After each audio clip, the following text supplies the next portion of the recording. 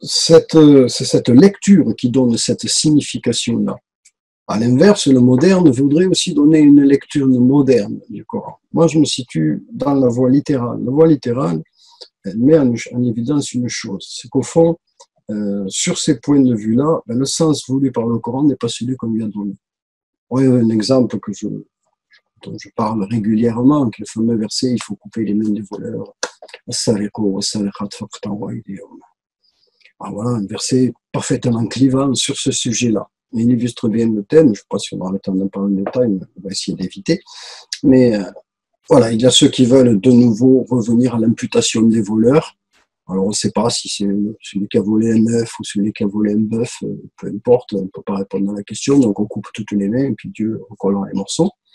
Et puis il y a ceux qui disent que c'est une mort totalement archaïque, barbare, qui se pratiquait à l'époque, mais on ne peut plus faire ça. D'abord, ça ne se pratiquait pas à l'époque. Je sais pas, pratiqué chez les Arabes, le fait de trancher les mains. Ça montre bien que l'idée a une autre source, et l'idée, effectivement, on la trouve même dans la Bible, dans le judaïsme, et même encore dans l'Empire romain. Donc, c'est pas l'endroit où est censé être né le Coran, mais c'est par contre l'endroit où est né son exégèse. Et le moderne, donc, dit non, il faut absolument annuler ce genre de verset. Voilà, un verset totalement qui est à la fois juridique, social, qui reflète une mentalité d'une époque, etc. Enfin, ce verset, je l'ai démontré 10 fois et on n'a jamais pu invalider quoi que ce soit parce que c'est quand même clair comme de l'eau de roche.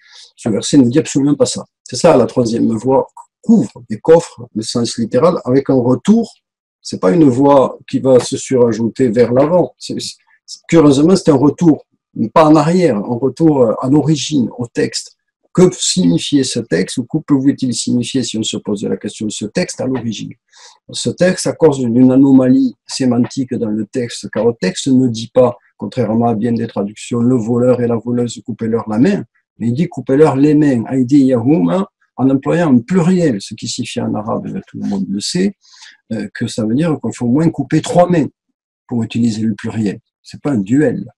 Donc, comment couper 3 mains à un voleur? Bon, on voit bien qu'il y a un problème à ce niveau-là. C'est pas un problème que j'ai inventé parce qu'il avait été vu par les anciens exégètes. Tabari en témoigne. Il propose des solutions au bracadabranque. Enfin, ils avaient vu le problème. Je ne prétends pas connaître l'arabe mieux que ceux qui le connaissaient.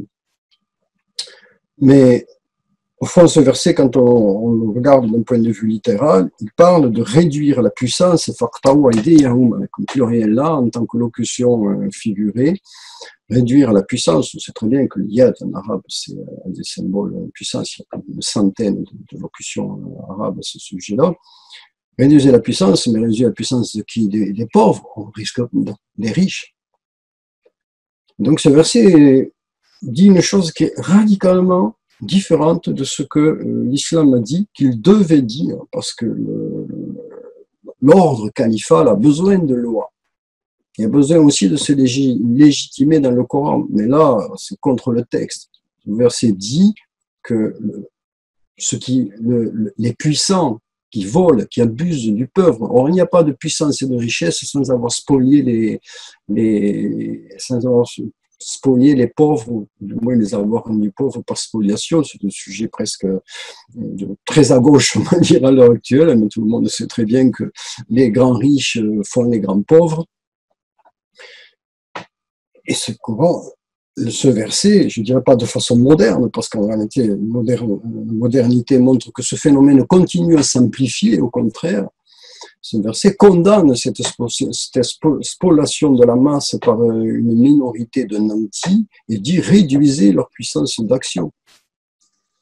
Donc c'est bien ni cette voie d'extrême droite, ni la voie d'extrême gauche qui veut effacer des versets, les rendre obsolètes, les vectoriser. Il faut proposer des tas de concepts. Moi, je dis,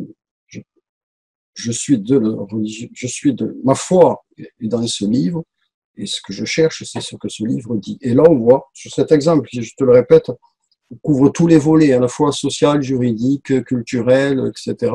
On voit que le sens littéral met en évidence le propos coranique qui n'a rien à voir, et c'est vraiment démontrable, mais on peut démontrer l'inverse, c'est-à-dire que ce que l'on a dit, que ce verset disait qu'il fallait couper la main du voleur, tout à fait intenable. Ce qui est écrit est totalement différent.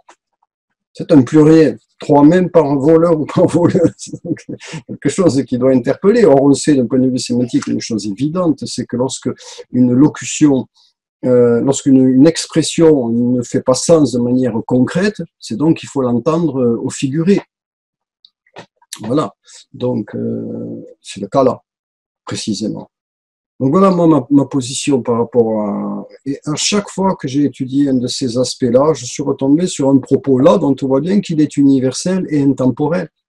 Donc la question de l'obsolescence ne se pose pas. S'il y a obsolescence, l'obsolescence, c'est des avis de l'islam. C'est ça qu'il faut revoir, mais pas les versets du Coran.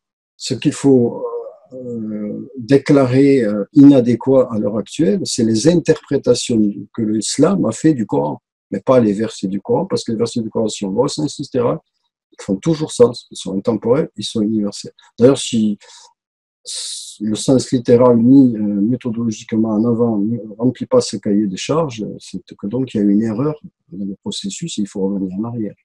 Car nécessairement, ça doit avoir cette nature-là. Ce sont deux caractéristiques, cette universalité, cette intemporalité, que le Coran énonce lui-même. Donc on les prend en compte.